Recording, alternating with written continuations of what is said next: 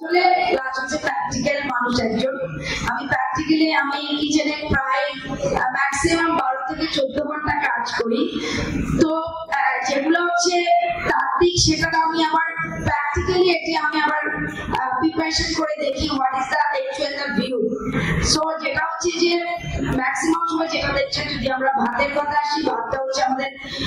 এখন পর্যন্ত বাংলাদেশের মূল খাদ্য তালিকায় ভাতটা আছে, কিন্তু সেই ভাতটা আমরা যেটা করি ম্যাক্সিমাম বাসায় দেখা যায় যে ইদানিং সেটা হচ্ছে রিফাইন চালটা আমাদের খায়, যেটা খাওয়ার জন্য আমরা কিন্তু অনেকখানি মিনারেল আর ভিটামিনসটা লস করি। সো এটা আমাদেরকে একটু খেয়াল রাখতে হবে, যেগুলো হচ্ছে আমরা যেন যখন খাবো তখন কিন্তু আমাদের ভাতটা যেন লাল চালে হয়, সেটা একটু খেয়াল রাখতে হবে। আরেকটা যেটা হয় সেটা হচ্ছে যে এটার বাইরে আমি যেটা বলছি সেটা হচ্ছে যে আমরা যারা ব্রেকফাস্ট করি তারা কিন্তু ব্রেকফাস্ট কিন্তু আমরা যে ব্রেকফাস্টটা করি সেটা কিন্তু আমাদের 12 ঘন্টা পর্যন্ত একটা মানুষকে সাপোর্ট দেয়, কিন্তু সেই ব্রেকফাস্টটা আমাদের ম্যাক্সিমাম যারা আমরা কর্মজীবী আছি, মাদের কথা তো বাদই দিলাম, মারা তো বাচ্চা হাজবেন্ডের খেয়ে খুশি যে ওরা খেয়েছে, তার মানে আমরাই খাওয়া হয়ে গেছে, অনেকখানি মানে একটা শান্তি পায়। ইন জেনারেলি যখন মারা অসুস্থ হয়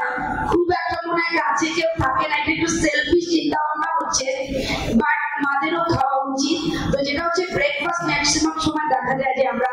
একটু চা বিস্কিট খেয়ে দৌড়ে অফিসে চলে যাই, তারপর মনে করি আমরা একটু হয়তো খাবো, তারপর দুপুরে কোনো মতে খেলাম, বিকালে খেলাম, যার কারণে দেখা যাচ্ছে যে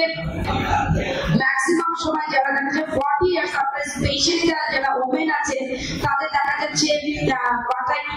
মাছের কথা বলেছেন, মাছ মাংস প্রোটিন জাতীয় খাবার, প্রোটিন কিন্তু গরমে হিটে নষ্ট হয়, মানে ওর ধর্মটা চেঞ্জ হয়ে যায়। সো আমরা এটা আরো ভালো বলতে পারবে, যত বেশি আপনি হিট দিবেন আপনার গুণাগুণটা তত বেশি